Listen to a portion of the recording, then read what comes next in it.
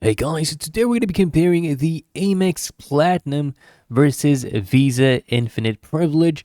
These cards, which one is actually better? Now let's go over the type first, because the airplane's Visa Infinite Privilege credit card is actually a credit card, and the American Express Platinum card is a charge card, and the annual fees is much lower for this one. Okay, the Visa Infinite is much lower at $599 a year.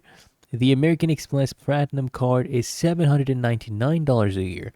Now, they do both have welcome bonuses. Okay, you get up to 180,000 bonus points right now for the Amex Platinum card, and the Visa Infinite card you get up to 85,000% bonus. So they actually increased this one from 100,000 to 180,000. That's a short-term basically promotion they have going on. Now, if you want to get about rewards, you get up to 2 airplane points per dollar spent, and here you get up to 3 Amex membership reward points per dollar spent.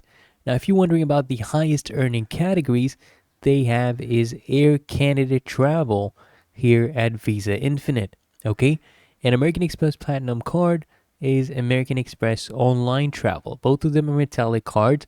And if you're wondering about airport lounge access, you get 6 free visits to the Dragon Pass network with the Visa Infinite Privilege card and unlimited visits to the Amex Global Lounge collection with a American Express Platinum card.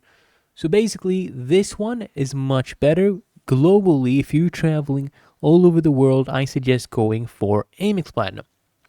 If you are mostly within the Dragon Pass network, North America, go for, infinite privilege, but you only get 6 free visits. And if you want to get about the insurance type included, here you have 12, here we have 11, which is still sufficient. And if you want to go about the special features, you do get with Air Canada and Visa Infinite Privilege benefits. And here, with American Express, you get $200 annual dining credit and $200 annual travel credit. Okay, you can use those credits, and you need income requirements to get the Infinite Visa card.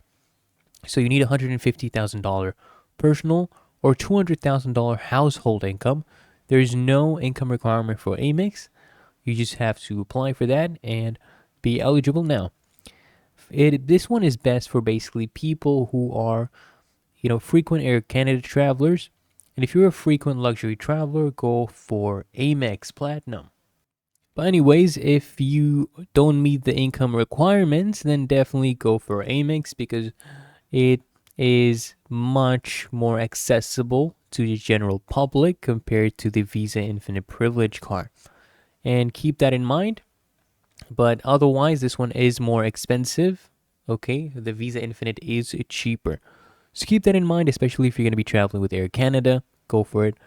If you found this helpful, make sure you smash the like button and subscribe to frequently asked questions.